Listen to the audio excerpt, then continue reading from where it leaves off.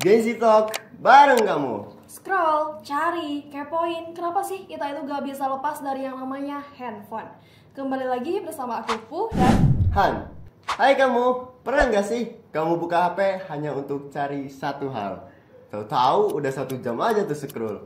Timeline jalan terus tapi tugas masih di draft. Tenang, kamu gak sendirian. Di episode ini kita akan ngobrolin tentang yang sering banget terjadi sama kita. Kenapa sih kita seolah-olah gak bisa tuh yang namanya lepas dari handphone?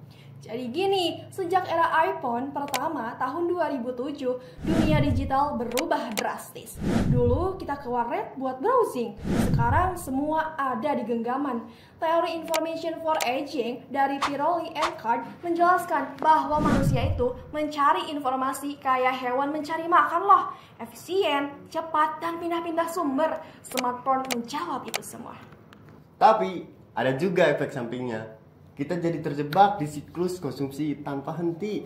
Istilahnya infodemic atau kebanjiran informasi. Tapi nggak semuanya penting. Kita scroll karena penasaran, tapi seringnya nggak dapet apa-apa.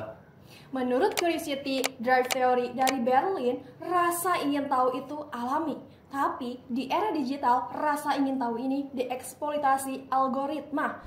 Konten yang terus muncul di timeline itu bukan acak, tapi hasil prediksi dari kebiasaan kita. Maka gak heran kita jadi scroll terus, bahkan udah gak pengen. Di sisi lain, HP juga jadi pengalih terbaik. Kita buka HP bukan cuma buat cari info, tapi buat kabur dari stres, tugas, atau realita. Ini yang disebut sebagai digital coping mechanism. Solusinya bukan ninggalin HP, karena itu nggak realistis ya. Tapi kita bisa mulai dari hal kecil. Misalnya nih, sebelum buka aplikasi, tanyakan ke diri sendiri, aku butuh apa? Mau cari apa? Bukan sekedar karena bosan. Gunakan fitur-fitur digital seperti webbing atau screen time buat batasan kapan waktu fokus, kapan boleh scroll, dan yang paling penting, cari konten yang bergizi. Bukan cuma yang viral-viralnya aja. Scroll boleh, cari juga boleh, kepoin ya wajar-wajar aja. Tapi semua itu harus dikendalikan, bukan malah ngendaliin kita.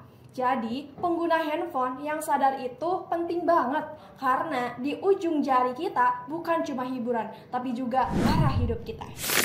Terima kasih udah dengerin episode kali ini. Kalau kalian suka, jangan lupa follow podcast ini. Biar apa? Biar tidak ketinggalan episode-episode yang seru lainnya. Sampai jumpa di episode berikutnya.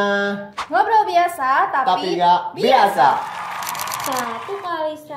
Aduh, udah. Mending kamu daftar di Universitas Majalengka. Oh iya, program studi pendidikan matematika ya.